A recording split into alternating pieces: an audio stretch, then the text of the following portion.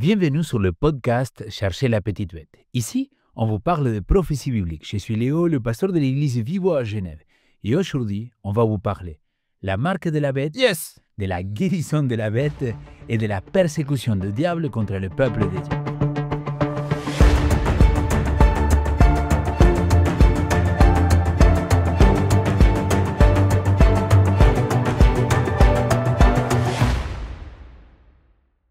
Cher Ben, donne-moi 12 secondes. Je vais vous faire quelque chose de particulier pour nous, toutes les personnes qui nous écoutent et qui nous regardent. Avec Ben, on tenait vraiment à vous remercier pour tous les commentaires, pour tous les likes, pour tous les partages que vous faites sur ce podcast. À la base, c'était un projet d'église entre un de ces anciens et un pasteur pour pouvoir motiver notre église à étudier autrement la prophétie. Et on se rend compte que vraiment, c'est quelque chose que il y a un besoin. Il y a un besoin de tout un groupe de chrétiens qui cherchent à étudier la prophétie, mais avec un prisme différent, avec cet regard de ce que le Saint-Esprit pourrait faire dans notre vie pour nous amener à la prophétie. Comme la prophétie, on l'étudie grâce à Jésus-Christ et avec Jésus-Christ au centre, ça change complètement la donne. Donc, merci beaucoup de vos commentaires, merci beaucoup de nous encourager et de tous ces retours positifs que vous faites dans notre podcast. Alors, maintenant, oui, Ben, dis-moi. La dernière fois, nous avons parlé, on a fini avec ces chronologies de la fin des temps, pluie, crible et grand cri. Alors, d'une manière beaucoup plus simple, c'est baptême de l'Esprit, la descente du Saint-Esprit dans toute la communauté. Le crible, c'est la séparation de ces deux groupes.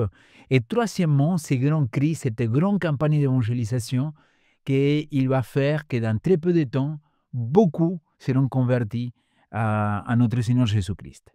Et la dernière fois, tu nous as dit que la suite, après cela, c'est la persécution. Alors, explique-nous de quoi tu veux parler quand tu parles de persécution. Ouais, et alors, comme tu l'as dit, on va parler marque de la bête. Donc, on va commencer par aller à Apocalypse chapitre 14 OK. et le verset 1. Je lis, donc Apocalypse 14, verset 1. Je regardais et voici l'agneau qui se tenait sur la montagne de Sion, et avec lui 144 000 personnes qui avaient son nom et le nom de son père écrit sur leur front. OK. Encore une fois, on retrouve le front, le nom qui est écrit sur le front, cette notion de scellé. On nous dit ici que c'est les 144 000. Or, dans Apocalypse chapitre 7, les 144 000, ils étaient scellés. Donc là, il n'y a pas le mot scellé. Mais on sait que voilà, les 144 000, c'est ceux qui sont scellés. Et que 144 000, je le répète, Ben, parce que tu ne t'imagines pas à quel point les gens ils me demandent, mais est-ce que ce nombre-là, il est littéral? Bah, s'il est littéral, c'est sûr et certain que nous deux, on n'est pas là, parce que tu te dis, c'est un paquet, quoi. Mais ce n'est pas beaucoup. On va faire un épisode sur les 144 000 ou d'autres éléments comme ça. Mais ce n'est pas, ce que les gens doivent savoir, c'est que ce n'est pas littéral. Non, et on verra pourquoi ce n'est pas littéral. Mais en tout cas, voilà, là, on a au chapitre 14, au verset 1, et on nous parle de ce groupe-là qui suit l'agneau partout où il va, qui est scellé. Donc ça, c'est un parallèle avec Apocalypse chapitre 7. Et juste avant, tu le disais dans l'épisode précédent, il ne faut pas oublier que dans l'Apocalypse, les versets, les chapitres et tout, c'est un découpage tardif. Voilà. C'est-à-dire la personne qui lisait, en fait, elle arrivait à ce verset-là en ayant lu ce qu'il y avait tout de suite avant. Donc ici, on nous parle de scellé sur le front, et chapitre 13, les versets 15 et 16, on nous dit « Et il lui fut donné d'animer l'image de la bête, afin que l'image de la bête parle, et qu'elle fasse que tous ceux qui n'adoreraient pas l'image de la bête soient tués. Et elle fit, verset 16, que tous, petits et grands, riches et pauvres, libres et esclaves, reçoivent une marque sur leur main droite et sur leur front. » Et c'est là où on nous parle de la marque de la bête. Donc, chapitre 14, verset 1, on nous présente un groupe qui suit l'agneau partout où il va et ils sont scellés. Mais juste avant ça, au chapitre 13, on nous parle d'un autre groupe qui, lui, cette fois-ci, adore la bête et son image, et lui, il est marqué. Et on va retrouver, en fait, ce concept qu'on avait déjà présenté au tout début du podcast, cette notion de contrefaçon. Oui. Cette bête-là, on les avait vues, les deux bêtes, elles étaient systématiquement décrites pour nous faire penser à quelque chose de chrétien, pour nous faire penser carrément à quelque chose de Jésus, pour la première bête qui sort de l'eau. Et ici, on va retrouver cette même idée, c'est-à-dire l'agneau, il a des gens qui sont scellés avec lui, et bien là, on a la bête qui a des gens qui sont marqués, qui sont avec lui. Alors, on avait vu que le sceau, c'était la loi de Dieu. bah, du coup, on peut s'attendre à ce que la marque se soit aussi liée à une question de loi. Donc la vraie loi et la fausse loi. Puisqu'il y a contrefaçon, on va s'imaginer une bête qui veut détourner, on avait vu ça, qui veut détourner le peuple de Dieu par les miracles et tout ça, qui veut détourner les chrétiens, et du coup qui va amener une fausse loi. Les gens vont suivre cette loi-là plutôt que de suivre la loi de Dieu. Par contre, laisse-moi faire une toute petite parenthèse pour reprendre quelque chose qu'on a déjà étudié dans des podcasts précédents. C'est que toi, tu as beaucoup de fois fait une allusion entre que le diable, il va faire toujours une imitation de ce qu'il a fait Jésus-Christ. Donc, tu te rappelles, on parlait de Jésus-Christ quand, en Apocalypse chapitre 13, il rentre dans le baptême, là, et qu'il sort du baptême, et là, il a la bête qui sort de l'eau. Donc, tu faisais un parallèle souvent. Donc, la contrefaçon de diable, ce n'est pas que avec la loi, c'est depuis le commencement, quoi. Complètement. Ah oui, oui, oui, voilà, la loi, c'est un des éléments, justement. Mais de la même manière que Dieu, par son Esprit Saint, va nous sceller de la loi, c'est-à-dire qu'elle va nous habiter et on va vivre la loi, Satan va vouloir faire la même chose. Il va vouloir imposer une loi qui n'est pas la loi de Dieu, mais qui lui ressemble. Tout à fait. Parce qu'il veut détourner, il faut toujours oublier ça. Pourquoi il fait de la contrefaçon? Il veut détourner les enfants de Dieu de Jésus. Son objectif, c'est que nous, on s'écarte de Jésus. Donc, il ne propose pas quelque chose qui est complètement différent de Jésus. Il propose quelque chose qui est à côté pour qu'on dévie. On avait vu cette notion d'apostasie, de dévier. Et du coup, c'est là où c'est traître. Et tu remarqueras, c'est que cette marque, elle est apposée aussi sur le front. Tout à fait. Mais pas que. Elle est aussi apposée sur la main. Dans la main. Et c'est là la différence avec le sceau. Il y a une fois, c'est sur le front seulement pour le sceau de Dieu, et c'est sur le front et la main pour la marque de la bête. Mais on a, et c'est là où on voit cette notion de contrefaçon, c'est-à-dire c'est à peu près la même chose, mais c'est un peu différent. Hein. C'est le front comme le sceau, mais aussi la main, c'est un peu différent. Et bah du coup, on peut supposer qu'on va retrouver cette notion de loi. En plus de ça, si tu as remarqué, il est question, cette marque de la bête, elle est liée à l'adoration. C'est une histoire d'adoration, que ceux qui adorent, on leur pose. D'ailleurs, le verset 16 dit: Elle fit que tous, petits et grands, riches et pauvres, libres et esclaves, c'est tout le monde, alors qu'au chapitre 14, on nous parle des 144 000. C'est un nombre restreint. Alors, au-delà de. C'est l'aspect symbolique, en fait, ce qu'il faut comprendre là, c'est cette sélection, cette notion de ceux qui ont choisi, alors que les autres, c'est imposé, donc c'est par la force, par la violence, c'est par la contrainte, c'est tout le monde. Parce qu'il y a cette bête qui a pris le contrôle et qui a pris le pouvoir, d'accord? Ça pourrait être en ayant pris le contrôle, le pouvoir, impose à tout le monde. Mais il y a ceux qui refusent. Et ceux qui refusent, c'est ceux qui n'adorent pas la bête et son image. Donc, c'est une question d'adoration. Tout à fait. Donc, si on veut chercher à identifier la marque de la bête, on va se poser la question, mais qu'est-ce qui peut être bien en regard entre adoration et loi de Dieu?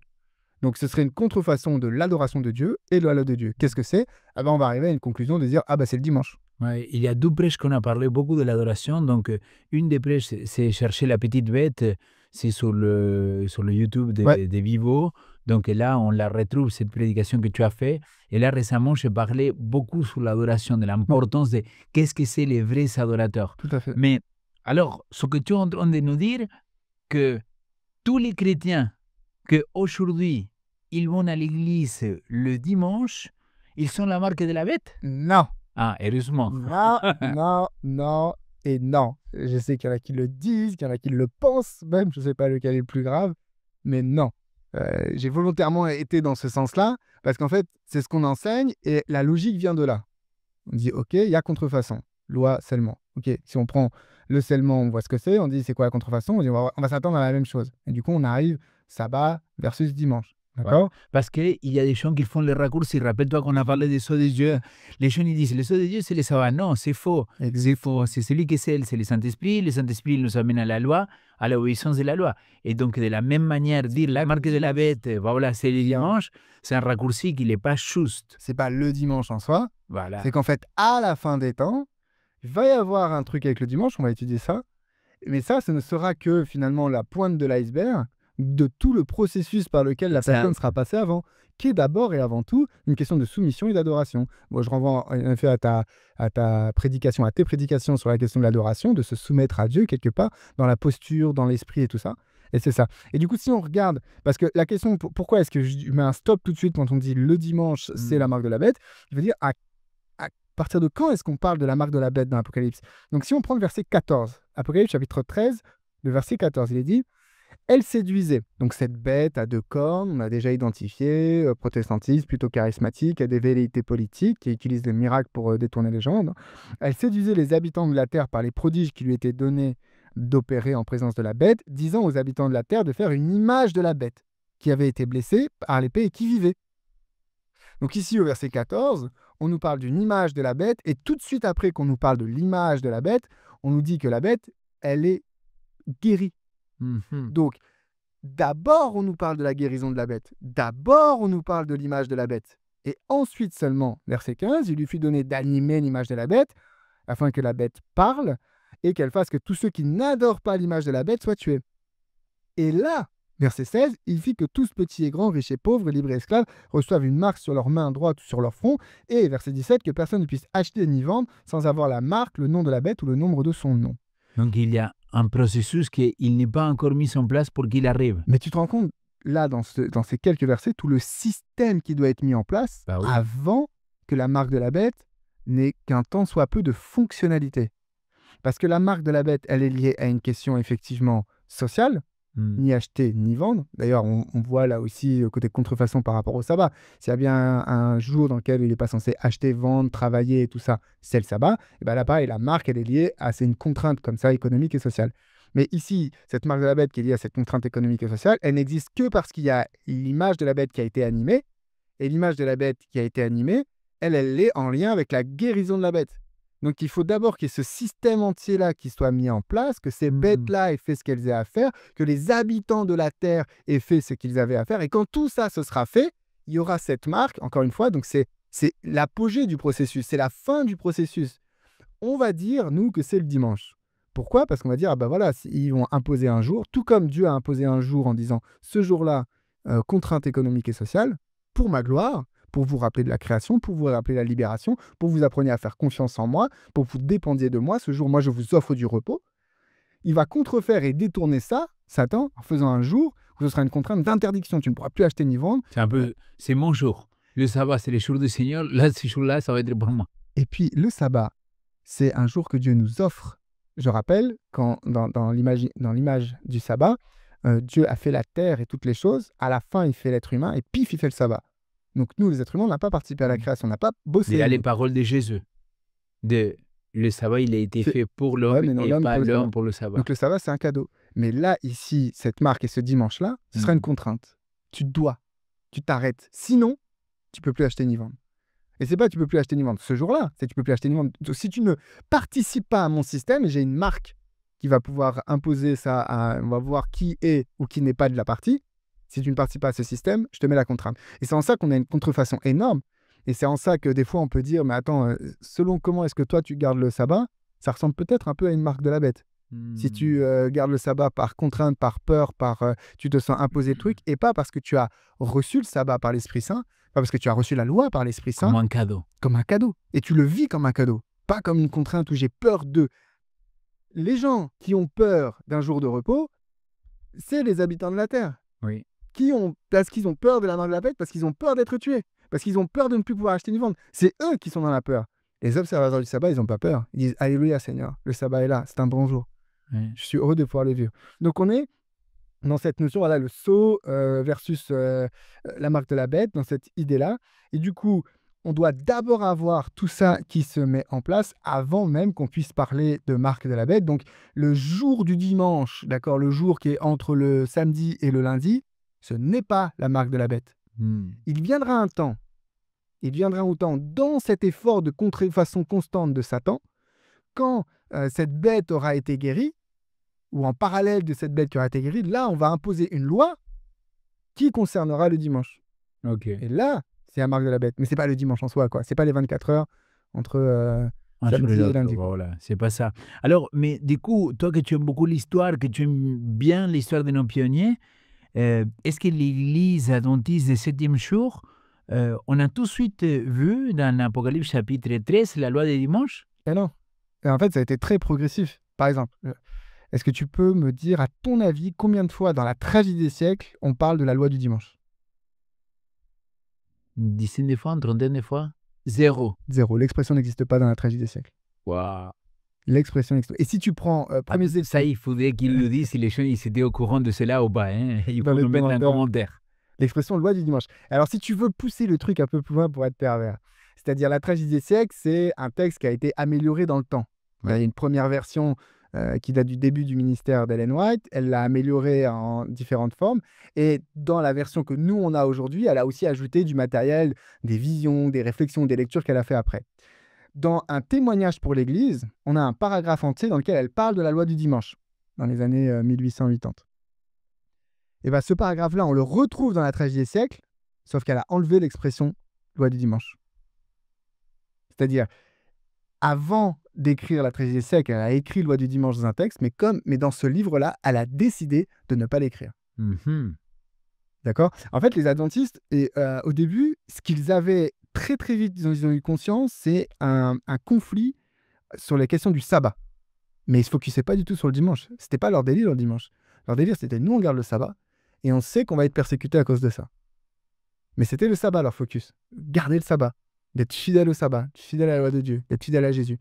Le dimanche, c'était même pas un sujet. Dans le livre donc Spiritual Gift, j'ai parlé au dernier épisode, le premier écrit, c'est 3 livres. Le troisième, Spiritual Gift, que nous on a en français, le mot dimanche n'apparaît pas. Le mot dimanche n'apparaît pas. D'accord? C'est tardif en fait. En fait, au tout début, quand ils ont commencé à utiliser l'expression loi du dimanche, c'est John Andrews qui a fait ça en premier. C'était pour parler d'un truc qui se passait à l'époque de Constantin. C'est-à-dire Constantin, c'est celui qui a imposé une loi pour dire le dimanche, il faut se reposer. Okay? L'empereur romain. Mais c'était pour tout le monde. C'était pas plus chrétien qu'autre chose. C'était les païens comme les chrétiens, ils devaient le faire. Ensuite, sur ça est venue la papauté, l'Église et tout ça, qui a utilisé cette loi pour que l'Empire devenant chrétien, le dimanche commence à s'imposer, etc. Puis quand l'Empire s'effondre, ils sont restés sur... Voilà. C'est justement le jour de la résurrection de Jésus. Exactement. Mais les adventistes, ils n'utilisaient l'expression loi du dimanche que pour parler de ça, un aspect historique dans le passé. Mais quand les années 80 sont arrivées, 1880, on a fait tout un épisode là-dessus, sur le NRA, National Reform Association, qui voulait faire une loi du dimanche. Là, il y a des gens comme Uriah Smith qui ont commencé à dire attention, il y a un truc, on avait déjà dit, il citait Ellen White pour dire voilà, on a eu des visions comme quoi par rapport au sabbat et tout. Et si ce qui s'est passé à l'époque de Constantin se répétait aujourd'hui? Et c'est quand on était vraiment dans la crise de 1888 que là, l'expression loi du dimanche s'est imposée à l'adventiste et on a commencé à en parler tout le temps. Parce qu'ils ont dit c'est là, c'est là, c'est là, c'est là. N'empêche que même si cette expression s'est imposée, Ellen White ne l'a pas pour autant utilisée à tort et à travers et partout. Donc voilà, pour dire que cette concept de loi du dimanche, je pense qu'il, comme on disait, c'est un titre qui est utile pour qu'on puisse, ok, je sais de quoi tu parles. Mais il ne faut pas en faire une montagne et un flanc, quoi. Exact. C'est ce dont on doit faire une montagne et un flanc, c'est le sabbat. Parce que c'est ça, finalement, le concept de la loi du dimanche, c'est pas tellement le dimanche est un problème.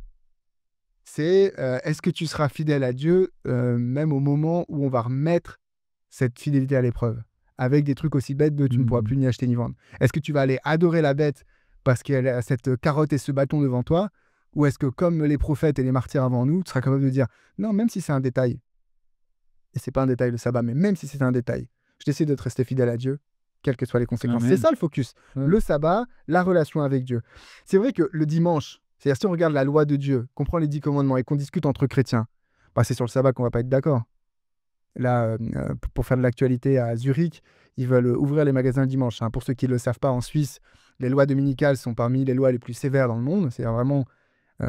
dimanche, le dimanche, c'est fermé et tu peux pas faire la tondeuse, des trucs comme ça. Alors qu'en France, va au supermarché le dimanche matin en France, tu as intérêt à être patient à la caisse. Mais en Suisse, non, ouvrir un truc le dimanche, c'est juste impensable, quoi. Et là, à Zurich, dans le canton de Zurich, ils veulent alléger ça. Bah, t'as tous les chrétiens qui sont vent debout et qui sont contre. Non, le dimanche, il faut absolument le protéger. Donc c'est clair qu'entre nous et les autres chrétiens, c'est le sabbat dans l'ensemble de la loi de Dieu. Tout le monde va dire oui, la loi de Dieu, c'est normal, ça reste. Mais là, il ne faut pas l'écrire comme ça, quoi. C'est juste, faut changer la manière dont c'est fait. Donc c'est pour ça que le dimanche, il est cet aspect visible de la chose, mais il n'est marque de la bête qu'à cause de tout le reste qui vient derrière, en fait. Exact. Et le problème, c'est que les raccourcis qu'on fait sont parfois trop rapprochés. Le raccourci est bon à partir du moment où c'est clair dans ta tête et où c'est clair dans la tête de celui à qui tu parles. Mais si c'est pas clair, il faut d'abord avoir compris ça. La marque de la bête, c'est d'abord une question d'adoration de la bête, de tout un système qui va être mis en place. Est-ce que tu vas participer ou pas à ce système? Alors, si je comprends bien dans le chemin que tu viens de nous expliquer, dans la chronologie de la fin des temps, après ces 3 premières étapes, il vient alors ce qu'on pourrait appeler la persécution et il arrive jusqu'au bout de la chaîne, quoi. Ouais, en fait, C'est pas au commencement. exactement. Les choses qui doivent nous inquiéter, nous, c'est la pluie de la saison, le crible, le grand cri, c'est d'être prêt pour ça, de se préparer pour ça, de se concentrer là-dessus. Et c'est pour ça que ton ami Léo, donc moi, il dit souvent, la fin de temps, c'est pas une question de persécution, mais de distraction. Exactement. Parce que le exactement. problème, c'est que le diable il nous a tellement distraits de ces trois premières parties, donc, tu vois, de cette baptême communautaire, de cette recherche du Saint-Esprit, de cette crible, tu vois, de cette envie de prêcher la bonne nouvelle, qu'on est complètement distrait. Et donc, le moment qu'il arrivera la persécution, ça va être terrible parce que finalement, on n'est pas Exactement. là, quoi. On ne s'est pas focus sur la, Ouais. sur la bonne chose. Alors, même de dire, si tu veux, que finalement la persécution, pour moi, et c'est un schéma que tu vas retrouver dans la Bible assez régulièrement, Et Donc- ça me plaît ce que tu vas dire maintenant. on va le voir dans Actes chapitre 19, Ouais. c'est que la persécution, c'est toujours une réponse de Satan.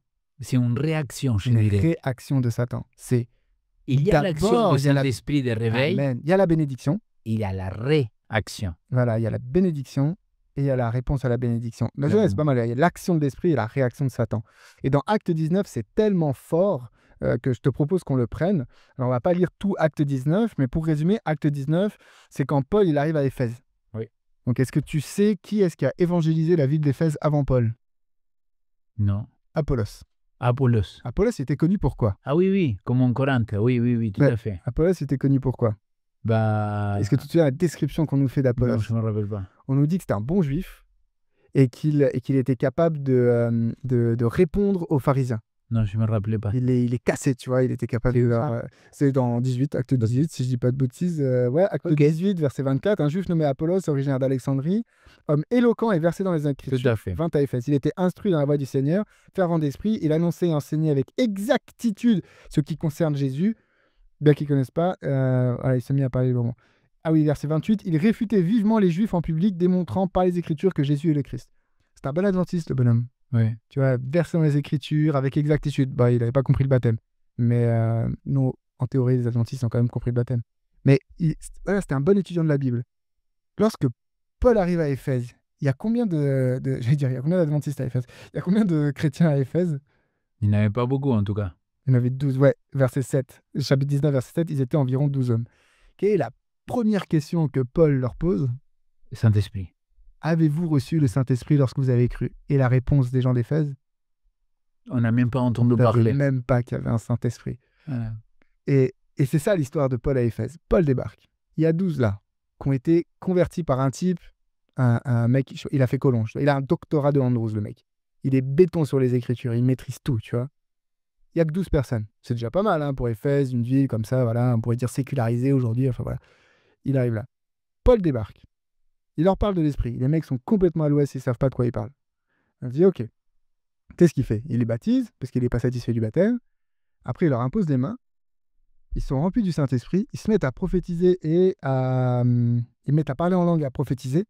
Puis après, verset 8, ensuite, on nous dit qu'il se met à prêcher. Et tellement il prêche, verset 17, il est dit « Cela fut connu de tous les Juifs et de tous les Grecs qui demeuraient à Éphèse, et la crainte s'empara d'eux tous, et le nom du Seigneur était glorifié. Plusieurs de ceux qui avaient cru venaient confesser et déclarer ce qu'ils avaient fait. Et un certain nombre de ceux qui avaient exercé les arts magiques, ayant apporté leurs livres, les brûlèrent devant tout le monde. On estima la valeur à 50 000 pièces d'argent. » Et puis un petit peu plus loin, on a le verset 19, ce que je viens de lire, le verset 26, il est dit... Donc c'est un homme qui parle, il dit « Vous voyez et entendez que non seulement à Éphèse, mais aussi dans presque toute l'Asie, ce Paul a persuadé et détourné une foule de gens en disant que les dieux faits de main d'homme ne sont pas des dieux. » Donc Paul débarque, il baptise du Saint-Esprit des bonhommes, manifestation de l'Esprit qui débarque. Amen. Il prêche, on nous parle de miracles. Si vous lisez le texte, on parle de miracles de Paul et tout ça, à tel point que les gens, les spirites qui sont là, d'accord? Les spirites qui sont là, New Age et compagnie, ils prennent leurs livres, ils les brûlent, on nous donne la somme. C'est-à-dire, Luc, il a dit, il a réussi à savoir combien ça valait, quoi. Donc c'était vraiment un détail, il nous le donne pour qu'on réalise. À quel point il y a eu... C'est un truc de dingue. Oui. Jusqu'à ce qu'une entreprise entière, une industrie s'effondre. Et que le leader syndical ou le patron le représentant patronal de cette industrie-là, il a fait une petite association fêtière. Il dit, ah, ça va pas. Il faut se débarrasser de ce type. Il a toute l'Asie. Il est en train de détourner toute l'Asie. C'est ça l'action de l'esprit, quoi. Il débarque et il retourne tout. Mais c'est d'abord l'esprit qui va faire puissamment ces conversions. Et enfin, il y a quelqu'un qui va dire, il faut que ça s'arrête. Et il y a cet homme-là, je ne sais plus comment il s'appelle, Démétrius, il y a cet homme-là qui vient et qui va monter un plan pour persécuter Paul, pour arrêter le christianisme. C'est parce que l'esprit vient, il fait son action. Il y a une conséquence sur la société, sur le groupe qui est présent, ça va faire un changement. Et ce changement-là, il ne plaît pas à l'ennemi, à l'adversaire, à Satan, il ne plaît pas. Et puisqu'il ne plaît pas, il va proposer une réponse, une réaction. Et ça va être la persécution, la violence. Donc, c'est le schéma qu'on a dans le livre des Actes, c'est bénédiction, réveil spirituel, conversion, persécution. Et ça, dans un deuxième temps, à Jérusalem, on l'a vu aussi. Ouais. Donc, d'ailleurs, c'est ça qui va les faire partir aux disciples, mais aussi bénédiction, Saint-Esprit, Persécution. boum, persécution. Mais ça, c'est un schéma en fait qu'on retrouve dans toute la Bible. Mais là, je veux juste un lien avec ça. Bénédiction, plus la saison. Conversion, grand cri. Persécution. Donc, la persécution de la marque de la bête, de la loi du dimanche, ce n'est rien d'autre que Satan qui flippe parce qu'il voit le grand cri. Il voit ce truc de dingue. Il se dit, si ça continue comme ça, moi, je suis foutu. Et du coup, il se met à persécuter. Et c'est là où ça devient violent. Et c'est là où ça devient, où il faut imposer, où il faut mettre en place le système. Et il faut arrêter pour arrêter ce grand cri qui a lieu. Et ça, j'aimerais qu'on prenne ensemble un verset qui est dans Exode.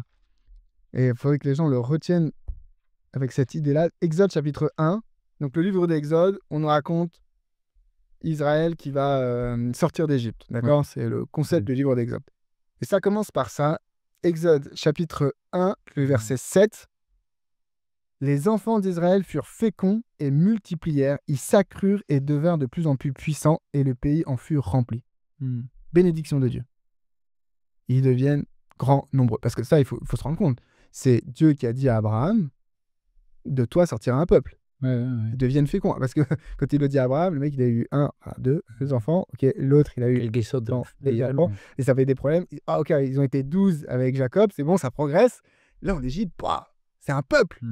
Donc, bénédiction de Dieu qui s'accomplit. Et verset 9, donc on nous dit, verset 8, « Il s'éleva sur l'Égypte un nouveau roi qui n'avait pas connu Joseph. Il dit à son peuple, « Voici les enfants d'Israël qui forment un peuple plus nombreux et plus puissant que nous. Allons, montrons-nous habiles à son égard, empêchons qu'ils ne s'accroissent et que s'il survienne une guerre, ils ne se joignent à nos ennemis pour nous combattre et sortir ensuite du pays. » Bénédiction.